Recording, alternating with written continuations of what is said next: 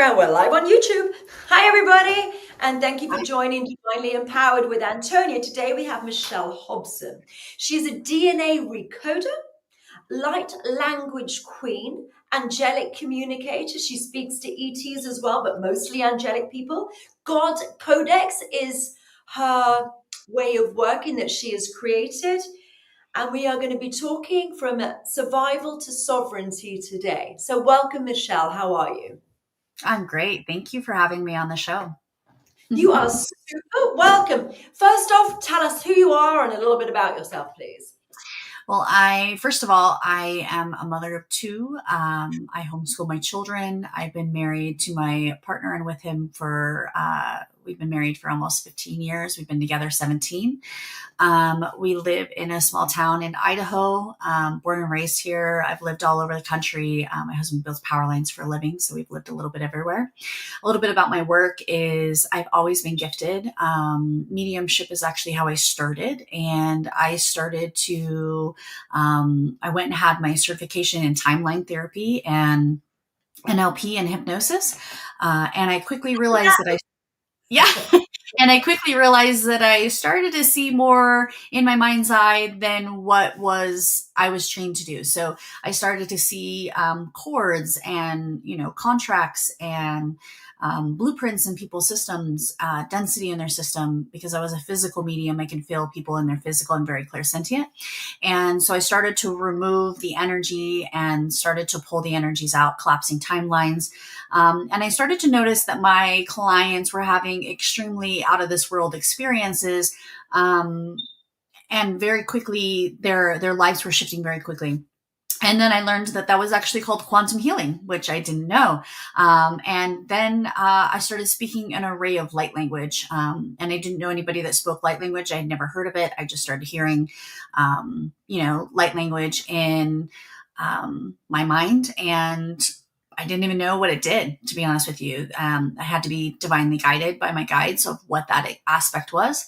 In the last year, I've actually been working with a angelic council of mantis beings, I specifically work in the ascended master angelic frequencies and realms to help people bridge their, they get tired of like the galactic aspects. It's like, I've already gone this aspect, like what's next? Well, I take people into the next aspect of yourself, which would be your original soul incarnation, like your first or second life, which would be angelics and ascended masters when they fractalize from source, to help you remember actually who you truly are in your higher dimensional self. So most people that are star seeds, that are here to be really powerful light leaders and way showers, they're in the galactic aspects. I mean, that goes to like maybe the, ninth, 10th dimension. But what is after that? What is after that? And so that's where I take people is into the aspects of their oversoul energy and utilizing God energy. Utilizing God energy. How does one utilize God energy? I think most people anchor in when they do energy work, they anchor into earth grids. What I actually do is I take people into the higher dimensions and anchor them into the angelic realms, which would be 10 and above. And so this is where I've actually utilized to recode my nervous system. And when instead of anchoring down, I anchor up. And that's how how my guides have showed me how to do work. And it's very like big energy. It's very, not grounded is what people would call it. And bringing those energies of limitless, possibilities. I don't know if a lot of people know this, but humans are the only species that can create like we do with the power of the thought. And so once we understand that we can create with the power of our thoughts, what does that give us? That gives us limitless possibilities. And it gives us the ability that our thoughts control many aspects of our lives, and many aspects of what we're experiencing right now is with the power of your thought. And so if you can take that power of your thought and co-create what you think is possible, it's possible, because your thought process, your mind actually doesn't work. It only works in what is possible. So you can anchor in those possibilities if you believe it. So, hi, Jeff. Nice to see you. We've got Jeff who's just come on and said hi both. You good? Good video about healing. So thank you for joining us, Jeff. Okay, so if you're saying that we're the only one who are the creator beings, does that mean that other beings don't have diseases? Because I believe diseases are largely created by our thoughts. I mean, that would make sense. I don't actually have a confirmed answer for that, and I'm not going to answer that at 100%. But what I'm hearing is yes, because they don't. Most extraterrestrials don't have the emotional aspects that we do. Because I just The Stranger at the Pentagon. Have you read that book, The Stranger at the Pentagon, Mhm. about the Venusian people, or from Venus? So yeah, Venusian ETs. Apparently, this guy called Val Thor ended up coming and spending some time at the Pentagon. And in this series of books, he was talking about how they don't have diseases in Venus. And I'm just wondering uh, if that's because of this, that if they don't have the creator ability, then I think it's our thoughts that create these different things. So what do they do then if they're not creating? Do they not build things? Do they not I don't know. How do they make stuff? Do they just have replicators, or I think I they, mean, I I don't think they understand use I think they use technology. I think they use different technology. And like you've got your spacecrafts and stuff that have the different technology and information. So I think a lot of it is just ancient technology.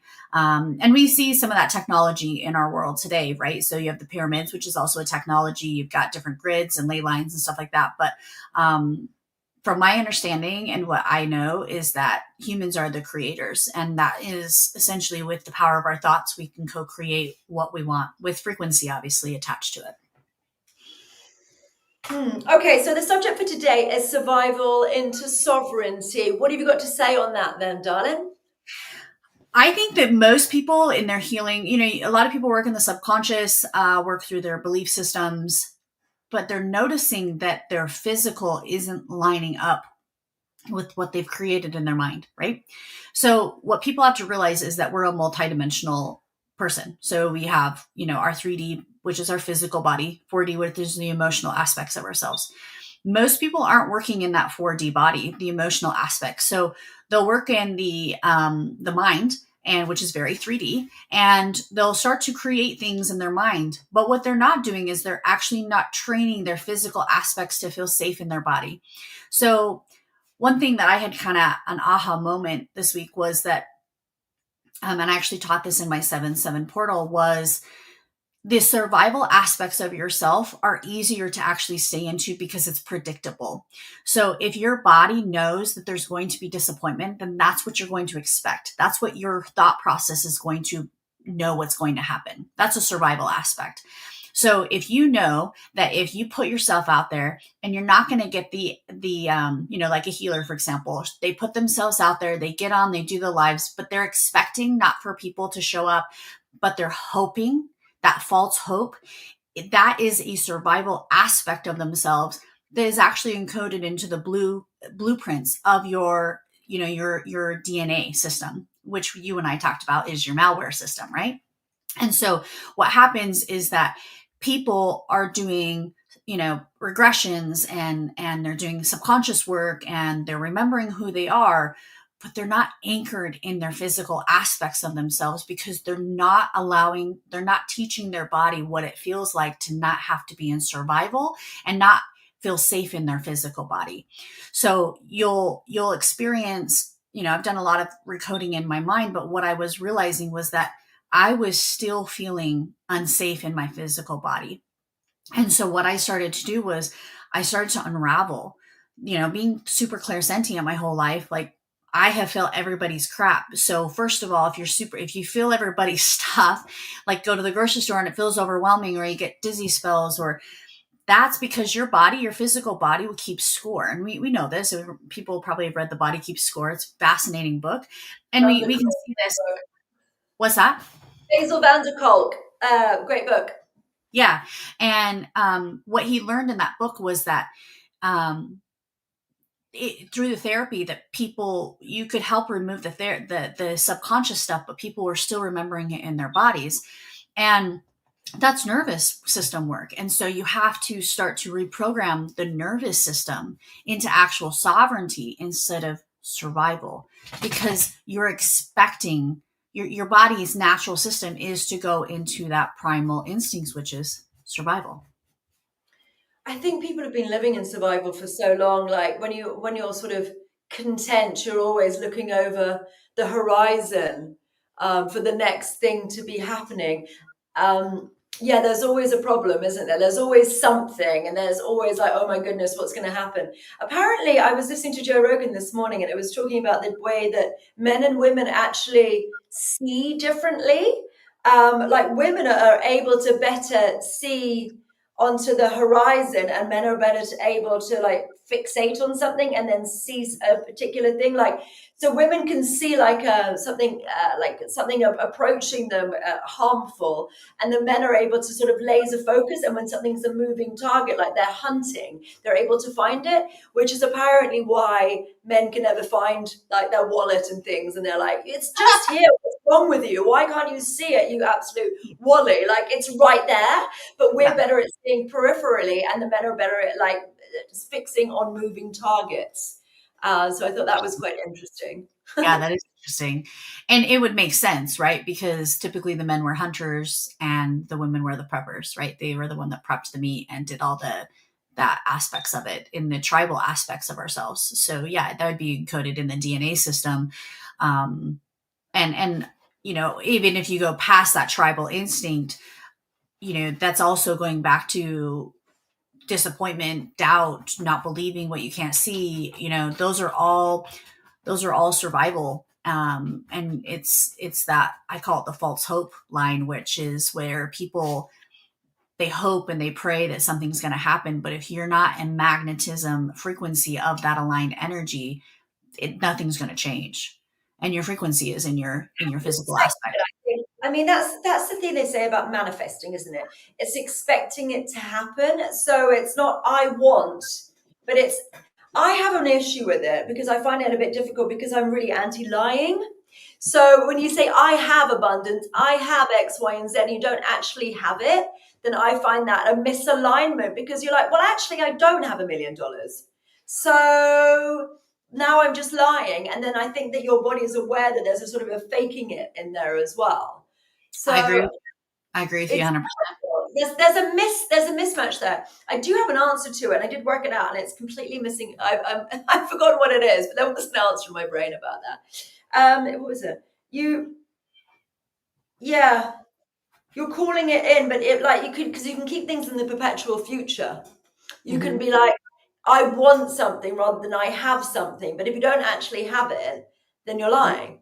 It's Hmm. difficult, isn't it? But you have to sort of feel as though you're bringing it in, feel as though you've actually got it in your body. And you have to sort of, that's how you manifest, is by being from the place of having something. But how do you get to the place of having something when you don't have it? But I think a lot of people are coming from lack and survival. And so you can't. So I think what you really need to do is remove the lack and survival bit, Yep. and you can bring things through.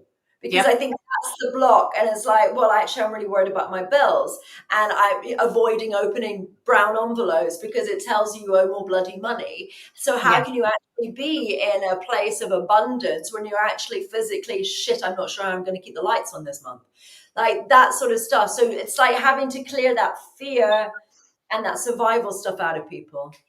Yeah, so in my 7/7 portal I just did, it was actually on this topic, and one of the things I said was, if you can't be in a space, if you're expecting the worst, it's what's going to happen, right? So you have to understand why you're expecting the worst. Where did that pattern come from? Where did that belief, where did you experience that belief system, right?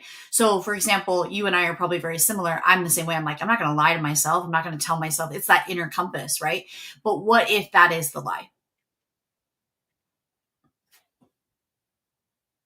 Maybe that is the aspect of it that is, the lying of like, oh, I have $1 million when you don't, but feeling the frequency of what does $1 million in your bank feel like? What does that do to your nervous system when you say, oh, I have a Well, million it's dollars in my weird. It doesn't actually feel that different.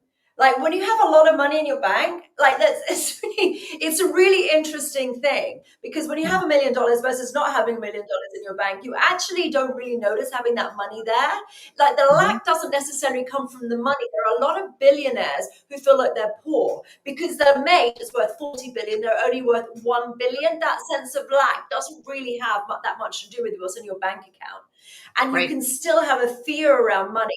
My uncle knows Carlos Slim, who was one of the richest men in the world. He was at the time. My uncle told me this because my uncle, I have a Mexican uncle. He was friends with Carlos Slim, and Carlos Slim at that point, 10 years ago or so, was the richest man in the world. So, interestingly, at a dinner that he went to with him, Carlos Slim was trying to sell him something which was a vat, which was just this empty vat, which was about 5,000. And he Mm. just wanted to sell it. And he was like, but it's only 5,000 and you're the richest guy in the world. But he was really rabid about it. He kept on going on and on and on about selling this vat. And my uncle just bought it because he was just like, he just wanted the conversation to be over. And it's really interesting, like you can be the richest person in the world and still feel like you don't have enough because you're like clawing at this thing of lack, because the sense of lack is in your body. What's in your bank account and you having a sense of lack or fear around money doesn't necessarily align. You would think that it would when you're that rich. You would think that it wouldn't matter, or even, I mean, the richest guy in the world is a whole different level. But when you think that you're well off, I think that there is a poverty line though. Like they say that it's around $70,000. I may have gone up a bit, but there were studies into it with saying if you go below about $70,000 annually within your household, then you are worried about things. So if there's something that happens, like maybe there's a leak in your house, or maybe there's some situation, a car breaks down, something that happens, then it's very, very scary. And then like your happiness incrementally increases until you get to about the $70,000 mark. And then what happens is once you can have a holiday, you can actually afford, in case there's some mishap, you can kind of pay for things that you need to pay. But money doesn't make you happy. Past that 70,000, no one's happiness increases. Beyond that, once you've got your basic needs met, it actually makes no difference to your happiness. And actually people who win the lottery tend to be miserable about a year later. So it's really interesting. So the lack isn't necessarily about your finances. I think it definitely is if you are below a certain amount and you are worried about feeding your kids or paying bills, that sort of stuff. I think that does really affect you. But once you've Mhm. got to a place where you're okay, maybe not rich, but okay, then it's really interesting that the lack isn't to do with the finances. It's an interesting thing. Yeah, it's all perspective. I really do believe it's a perspective aspect of it. And when you can remove the rose-colored glasses of why, it's kind of like this. It reminds me of kind of a meter. What was your parents' story on money, right? Did your parents complain about money a lot? Did you not? Was it endless, right? Where's that meter? Where's that threshold? And essentially what happens is that you can look back through generations and people typically make around the same money their parents did. Now, if you're making more than what your parents did, then you have broken the cycle, right? But most people make around, it's just generation of the same aspects. So your nervous system is essentially wired to that threshold. And in order to feel safe beyond that threshold, you have to remove those lack aspects or change the story behind what you learned that was. That's what I think. That is interesting, isn't it? Mhm. So, how do people get out of the survival mode then? I think how people get out of survival is to understand what is the story behind your lack, right? So if you think, one of my favorite stories people say is, if I make a lot of money, then people will want something from me. Hmm. Okay, so you got to understand what is the stories behind your lack aspects, and can you just like a frequency of being able to make money? Do you also have the frequency to hold money? Hmm. I think it's difficult as well when people come into a lot of money, because they end up like lottery winners they do end up feeling ostracized because their friends can't keep up. So they're either paying for them or they need to go and make new friends. And the new friends may not want them because they're from a different social class. They have no idea about certain different things. Maybe they don't have the same hobbies. Like suddenly having loads of money endowed in you can actually make you very lonely and paranoid. Yeah. Yeah. And again, I think it comes from the frequency of actually you as the person, right? Because let's say you come into a lot of money, you win the lottery, and then you try to hang out with people who are an elite status, whatever. And they're thinking about, oh, what college did you go to? Oh, I went to a community college. I didn't go to an Ivy League, right? It's like those belief systems, even in those elite status aspects, they're going to look at you differently. And I think it's the, just like you said, I think it's the socio-economical system of like, I'm better than kind of the competition frequency. What do you Well, the think? thing is with that, I think the thing is with that, if you actually make your money, but you actually make the money because you come up with some amazing product or some service Right. or whatever it is, I think that if you earn it, then you can get into those circles. Like you're interesting. What have you done? Mhm. What have you achieved? Yeah. What can I learn from you? What value do you have? Because if you've made something really great, then I think that's an intrinsic value that people appreciate. But if you suddenly won this money, I don't know. Maybe people I don't know. Well, you may not have anything in common with the people that you're now on the same social economic level with. Yeah, no, I think you're right on that one. Also, I think that a lot of times people in their lack belief systems, it is this false belief, this false hope is what I call it, which would be, I will be happy when I make this much money, or I will be happy when this occurs, or I will be happy when this happens. And what I'm noticing in the spiritual or like the energetic aspects or the mindset aspect is you're technically not living in the now, you're living in the future. Mm, yeah. And that creates anxiety Yep, exactly. Because when you're living in the future, you're trying to predict what's going to happen, which causes anxiety. and control it. And Oh, yeah. you're still out of luck with that. Yeah, yeah, right. Yeah, a lot of control issues. I call that the control spirit. But I think for me, in the aspects of learning how to allow your nervous system to be comfortable with making money, is be comfortable with making money. Be comfortable with making money. Be comfortable with spending money. Allow what does it feel like if you went to the store and let's say you would never buy $1,000 necklace, okay, hypothetically, and you go to the store, you pick it out, you put it on the cashiers, and it's a stretch for you. What does it feel? What comes up in your body? What does that feel like in that scenario? That's where the work is. Interesting. Well, I think it's like worried that if you buy that, then you won't be able to pay for the next thing that you need. Yeah. But you could go the other way and be silly about it. I remember being in a nightclub once, and there was a girl there who had a beautiful handbag. I mean, it was beautiful, but it was thousands, and she was in her 20s. And I said, "Oh my God, that's just incredible, that handbag." And she said, "Yeah." And I said, "How can you afford that? It was thousands." And she was young, and I was young. And she was like, "Yeah, I'm not entirely sure I'm going to pay my rent this month." And I just thought, wow, you decided to put your rent money into a handbag. I said, "What are you going to do?" And she was very good looking, so she was just going to date some guy. I think she was going to figure it out with that. Yeah. I was And like, some "Really?" people, yeah, and I know like when you play with the money spirit, I don't know if you've ever played with the money spirit and prosperity, there's, the spirits of money or prosperity, spirit, currency, and the money spirit. And when you play with those spirits, those consciousness, right? Because everything is a consciousness. What does it feel like in your body when you play with those consciousness, right? So in her aspect, a lot of people who do not have lack mindset know that the universe is going to, I spend it, it's going to circle back around, right? That prosperity I think spirit. she was playing Russian roulette. Bloody hell, that lady. I don't Yeah. know. She's going to have to But some prostitute people would say, that that's a lack mindset, right? It depends on who you ask, right?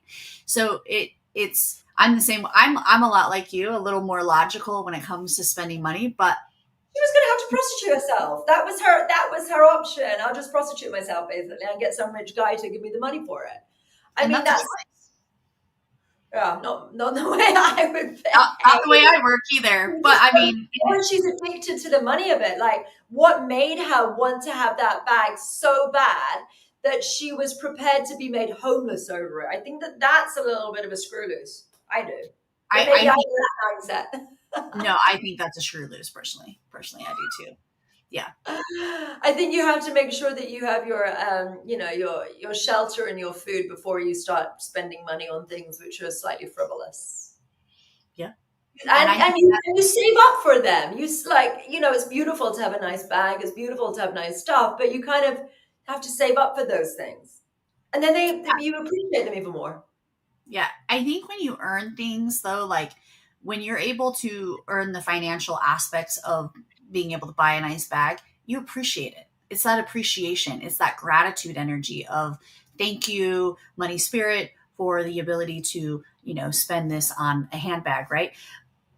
But I think what you're talking about is the ability to hold money. And I think that's also a lack mentality when you're a spender and you have to, like, people who go into a store and they can't walk out without buying something. That's a frequency. That's an addiction. Yeah, I think people have that when they've been living paycheck to paycheck maybe, and then they suddenly get money, and then they just they spend it all really quickly because maybe they don't feel like they deserve it, Mhm. or I think there's an insecurity around it, and there are a number of people, and they think it's free money. Yeah. Like I think people had that when they were kids as credit cards, and they never thought that they getting credit cards when they were too young really to have credit cards, and then they're thinking of it as free money and wanting to spend everything because they don't have it all the time. I think if you have a steady stream of income, you are less like woohoo, I've got Yeah. money. Yeah, for sure. For Let's sure. buy everyone drinks or whatever it might be. Let's Well, buy this yeah. handbag. Let's buy this stuff that we don't need. And then later on going, oh my goodness, I can't afford my rent. Yeah. Yeah. That's, I mean, and I think that ties into lack too, because you're essentially, I'll just sell my body to buy something, right? Like that Yeah. handbag was worth selling your body. I mean, in my inner compass, I wouldn't do that. No judgment on who does, but I couldn't do it. No, there's no real need to. Nothing's worth that. Okay, so tell me about your DNA recoding. What does that mean and what do you do?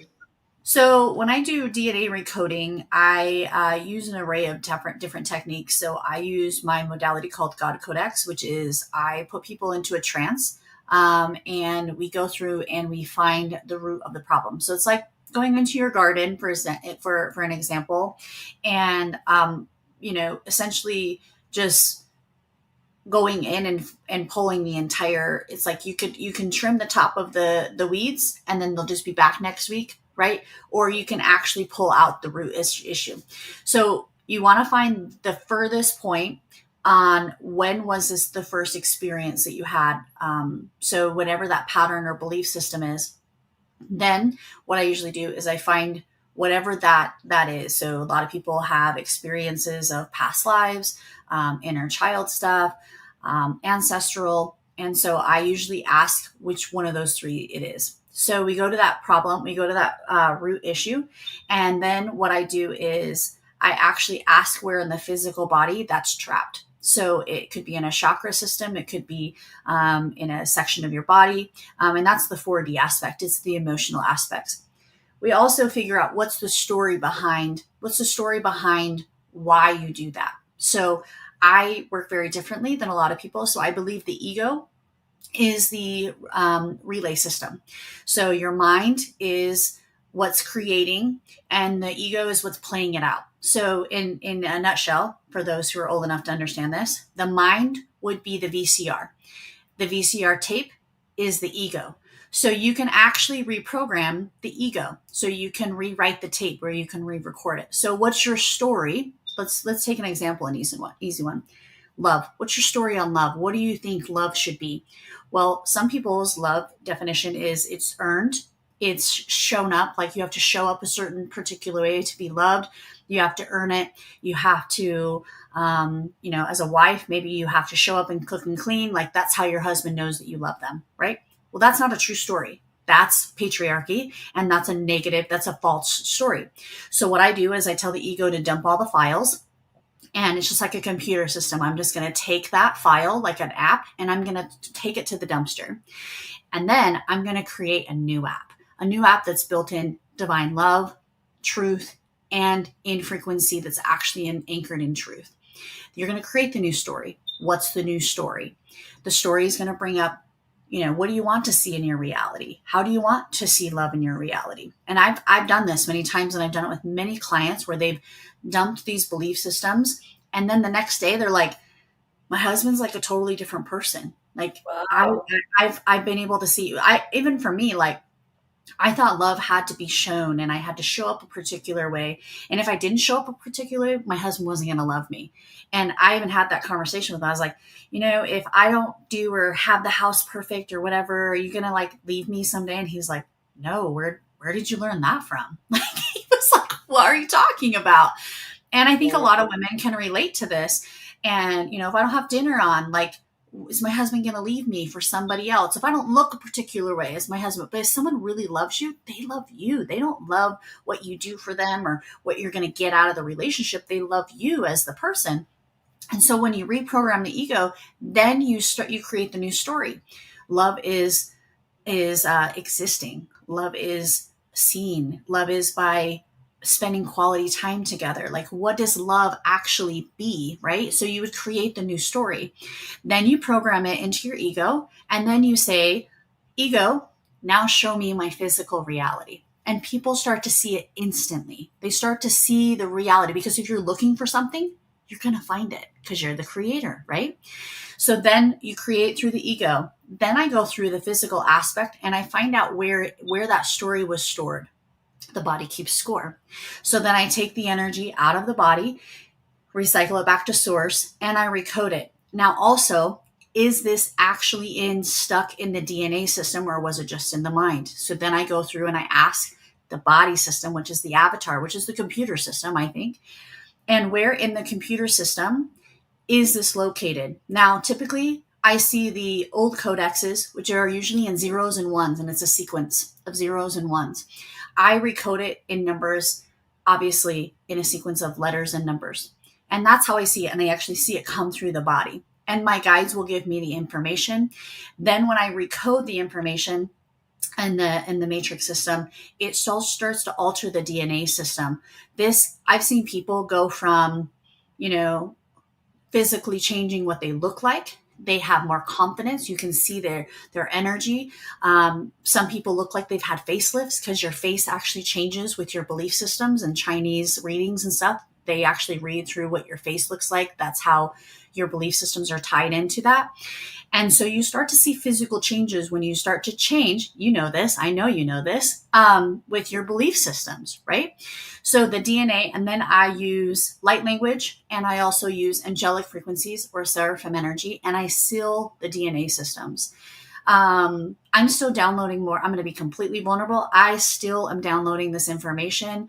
I probably know about 5% of what it's really coming through. So it's step by step of what you're experiencing with DNA recoding. A lot of people use light language. What my guides told me, my angelic mantis beings, they told me that we have the technology, but it would be like handing someone in the 1500s a cell phone. They have the technology, but do they know actually how to use it? Are there any cell towers to actually use it with and someone to receive as well? So you Yeah. just mentioned the mantis beings. Who are the mantis beings? How do you work with them? Where are they from? What do they look like? So when the mantis beings I work with are the Angelic Mantis Council. I work with 5 beings. I'm specifically working with a male mantis being. His name is Baran. And he is a green mantis. When I see them, I actually don't see a physical form of them. I see a light. I can tell they're mantis beings with my mind's eye, but when I see them and I work with them, it's an energy of light, which when you get into the higher dimensions, I work with a lot of sacred geometry and angles. That's what you're going to see. You're going to see sacred geometry and light. You're not going to see physical. They don't look like praying mantises. No, they do, but it's like, for me, it's just light. It's just a green light. Yeah. So, And what do they do? Where are they from? Tell me more about the mantis. So the angelic mantis beings are in the angelic realms. They sit between the 11th and 12th dimension. They are, most of the time they don't have a planet, right? So when you get into the higher dimensions, you're not going to work with planets, you're working with realms. So they sit in the 11th and 12th realm. When they came to see, like when I see them like in a ship form. But they told me, they were very specific. They're like, we are not galactics. There's a difference. And I actually didn't even know there was much of a difference, but I do know there is mantis beings that are galactic, and I know people that work with them. Like I think you even had a conversation with Jess about mantis beings. Those are galactic mantis beings. These mantis beings specifically are giving me the energetic frequencies to recalibrate the DNA system and the nervous system. So they work specifically in recalibrating, where I feel like when I work with galactics, it's technology. When I work with the higher dimensional realms, it's frequency, it's light, and it's sacred geometry. So that's the difference that I notice. So you work with angelic mantis. So I'm just trying to picture it. So I don't know. Like I've sort of got in my mind's eye, maybe I'm completely wrong. Like an insectoid angel, like still Yeah. with the 20 limbs. Is that what it is? Yeah, they look very angelic. The first time I saw them, I was like, I was in a bath. I get a lot of downloads. I do salt baths quite often because I don't live next to an ocean, obviously. And all of a sudden, I felt my light start going crazy, and I'm like, somebody's here. And I went into a trance, and all of a sudden, they look like mantises, and I was like, what are you? And they're like, we're mantis beings. And I was like, okay. And so they started to recalibrate some nervous system, and they worked in the back of the neck, right there with the brainstem through the spinal fluid. And I don't think we know scientifically a whole lot about spinal fluid yet. No, but Amrita, don't they have? Then they talk about it in some of the ancient stuff about Amrita, about the elixir of life and things. Hmm. Mm-hmm. So yeah, so you do past life regression. Tell me about that. Yeah, so I do regressions, and typically in my regressions, they are they're very specific. So I used to do regressions with galactic energy, which I still would do, but mostly my regressions I'm focusing on is bridging the gap between the galactic and the angelic. So if you've had an angelic lifetime ascended master, we would go to your first or second incarnation, maybe third, where you're working through those higher dimensions so that you can actually anchor in higher levels of frequency. When you can anchor in higher levels of frequency, you're able to actually activate those God energies within you that, you always say we're all little gods running around. I believe that too, where you're going to anchor in that God energy, that instantaneous frequency of light through the physical body. Now, you can't just have your newly awakened experience and go to the ascended master realm and think you're going to download a bunch of stuff. Like, no, you have shit to do. Like you got to work through your crap.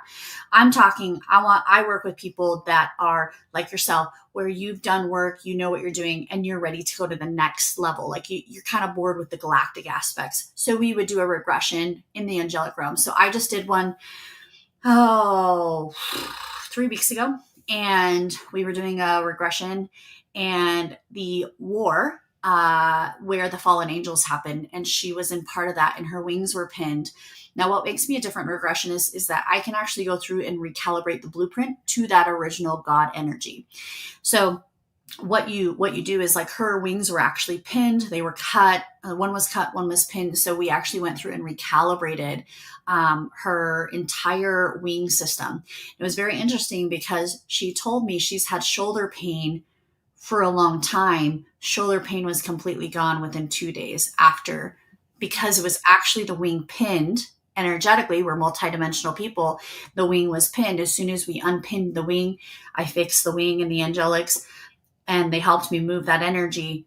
We were able to get rid of that physical pain in her body because it was something that was ready to be seen. It was very interesting in that regression too, that we couldn't differentiate the difference between the fallen angels and the angels who were not fallen.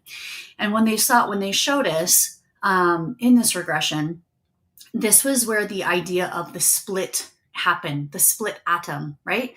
Where it was the split between the two dimensions. So you had the split of the dark and the light. It it was very interesting because they kept distinguishedly showing us the split between the two frequencies of light and dark. I teach classes, and in my level 7, we work on the wings. So we do a it's like being in the sarcophagus at the Great Pyramid and having that awakening in there. And what it starts to do is it starts to unbind wings, and it does look like everyone that we work with is their wings are bound, and it's almost like they're sort of mummified like Mhm. that.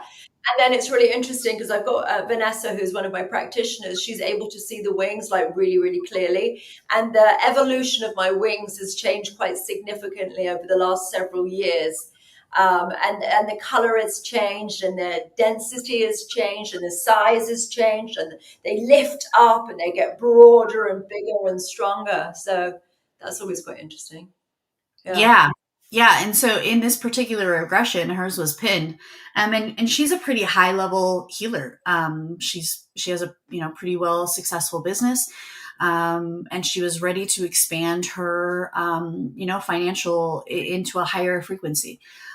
So we cleared out this angelic, what had happened was she had an imprint and a blueprint of her voice essentially being blocked, because if she spoke out against it, then something would happen. That was the belief system. So we moved the energy out of the throat chakra. We reactivated her original angelic voice. And last time I talked to her, her income has doubled. So, I mean, it's been very fascinating to see that when you anchor in those higher levels of frequency, how quickly, the quantum field will shift.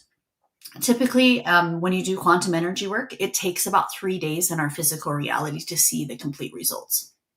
Ooh, so what you just did on me a minute ago is going to take about 3 days, do you think? 2 to 3 days. Yeah.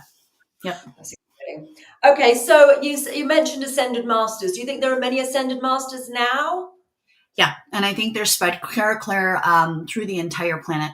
I think a lot of us ascended masters heard the call on Earth with the ascension. I think the ascension is going to take quite a while. I think it's going to take hundreds of years for it to completely recalibrate, break down the system. I know some people don't believe that, but you can't I mean, it could happen quickly, depending on what timeline you're existing on, which is also an interesting part.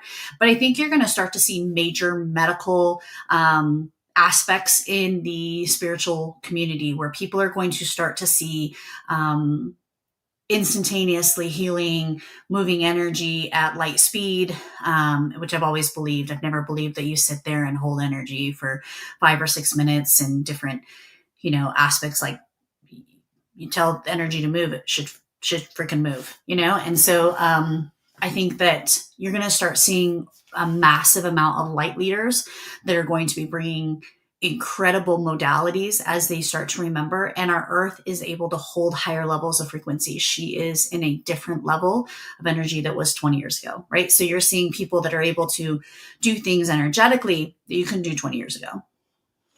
Yeah, I think it's loosened off. I think there are some trailblazers as well, and everything else is coming through. But it is very popular now as well. I mean, I'm glad that spirituality is getting more popular because when I started 20 years ago, it did sound completely bonkers and woo woo, and you did sound like a bit of a nutter if you were talking about this sort of stuff. And now Yeah. it's becoming a lot more sort of socially acceptable. But there are a lot of people who are in the beginning of their journey who think they may be more advanced than they are. Well, because they've had a past life regression and they're like, I'm an ascended master. And it's like, Are you? you're not anchored into that ascended master. Like that's your oversoul. That's your higher level self. You have lessons to learn. And I think most people forget that they're human, and I think that's an important aspect is, yeah, my higher self sits in the ascended master, but I'm still Michelle Hobson and I'm still a human and I'm still a mom and I still have feelings. And, I'm having a human experience just like you are. Yeah, I do think it's quite easy to get swept up in it and to be really excited about the spiritual stuff. And then I do think that, there are spiritual egos, and I think it's to be very aware of that and to just work through your emotional stuff so you're unmoved, like the non attachment stuff. When something shitty happens, how do you respond? And Yeah. I think that if you tend to get upset and shouting or miserable or sad about external events, you've got a lot of work to do, sister and brother. Like it should be that something shitty happens and you go, huh, well, that sucks. And then you find a pragmatic way to deal with it rather than getting all into your own emotions about things. And I think that that's a sign of being healed largely.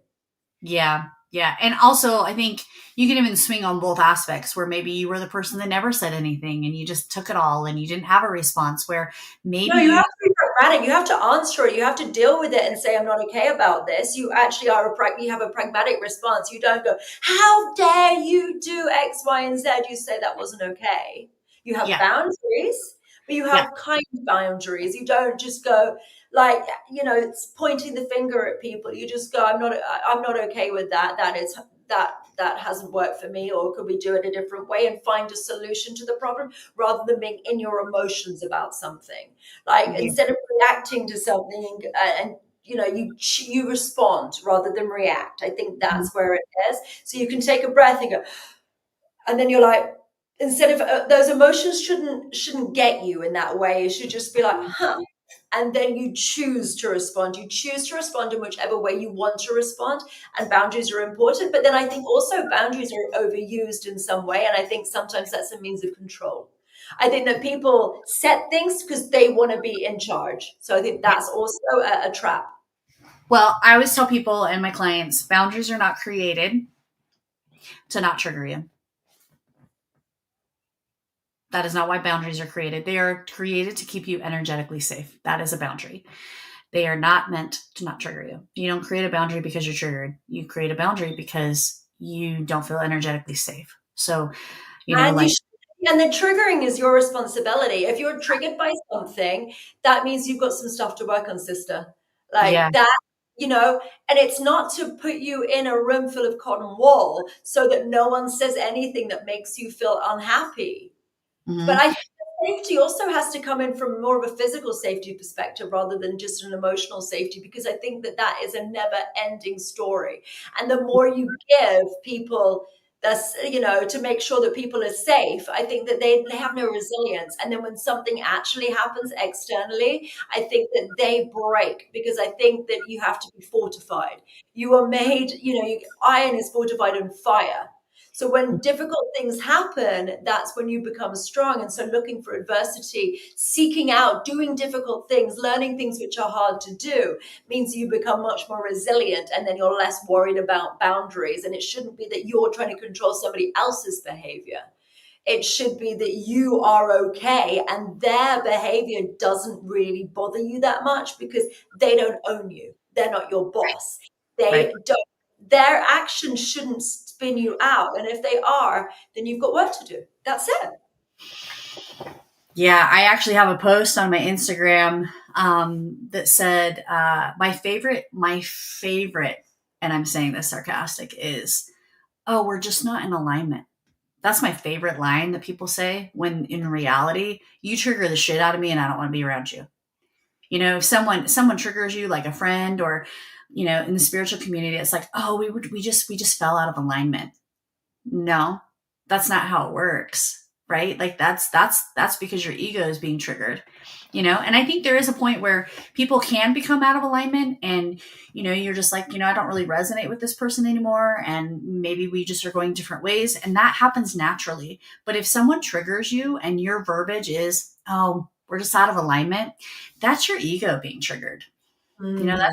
That's your pride being triggered, right? And your pride of, oh, well, I don't necessarily agree with that person, but I don't have the courage to stand up for truth.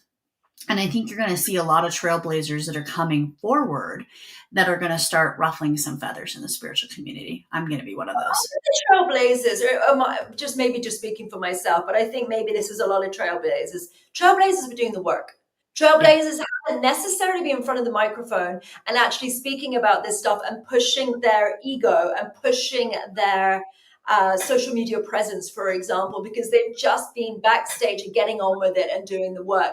And maybe they've also been in a different dimension, downloading magic and stuff like that, and haven't had the time or the space or the being in the 3D world enough to be able to create this big social media presence. So I Yeah. think it's interesting. I think that some of the people who have got big pages are still they're very good at the 3D, and maybe they've got more to do in the 5D upward stuff.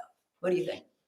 Yeah, I would agree with that. I know, like for me, I've kind of taken a break from social media just because I wanted to be more present with my kids, and not necessarily always be in the 3D.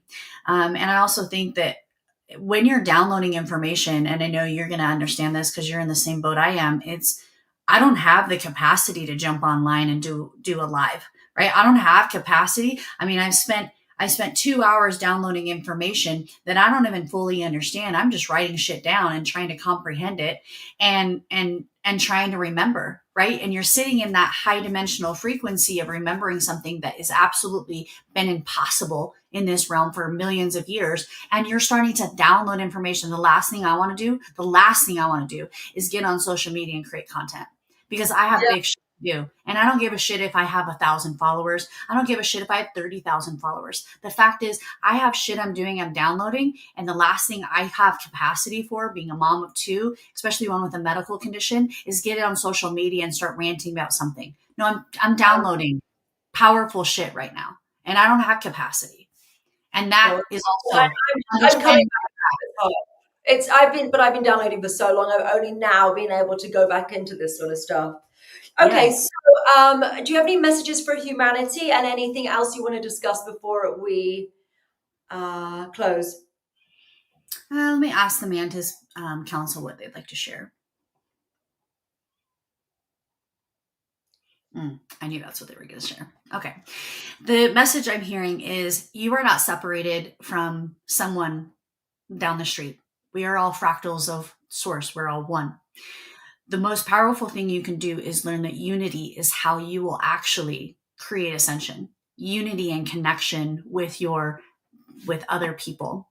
Now, realizing that when you have someone in your life that is super triggering, and I know this isn't a hard message for me to hear, remember that you have a soul contract with that person because they're meant to trigger you in order for you to understand the unity of consciousness of your divine essence of yourself. You have contracts with people who trigger you. You have contracts with yourself with people who don't trigger you. Your soul is here to evolve into a beautiful human and also experience the human emotion. It is important that you understand that human emotions are an aspect of your creation. They are an aspect of you. And instead of calling them good versus bad, it is part of your evolution to understand that your human emotions are the creation within you. The other thing they're adding is that as you understand the unity of consciousness, there is a huge belief in the spiritual community that the hierarchy of dimensions of where you sit in the starseed alignment of I channel 7D, I channel 8D is a hierarchy. No, that is simply just where your soul evolution has existed, where you're channeling in the now, in the experiencing of your human projection. So stop thinking that because you're awakened, you're better than someone who isn't awakened. No, you're part of your job of the reason why you're awakened is to actually help humanity to awaken into the consciousness with love and connection.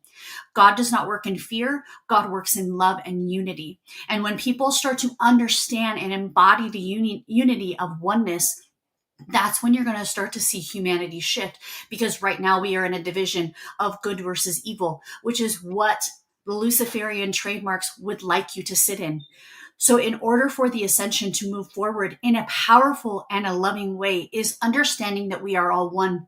We are all here to have a part of the puzzle piece. No one has it all. Everyone has a piece of it. And we are here to work in unity, to connection, into understanding that the puzzle piece takes all of us to move into a higher level of ascension, and that we are here to embody the God frequency of love. How can people find you, Michelle? They can find me at 3CCCS Healing. It's at 3, the number 3 underscore CCCS underscore healing. You can also find me at www.3cccshealing.com. I'm on all social media platforms: TikTok, Facebook, and Instagram. And yeah, the one thing I'd like to share is that I have a really beautiful community that I share. We do portals every single month. So this month was the 7/7 portal. I do God codexes there. They're live. They are live workshops, and you can join for just $44 a month. It's a community. It's an incredible community. There's 3 years worth of workshops in that space.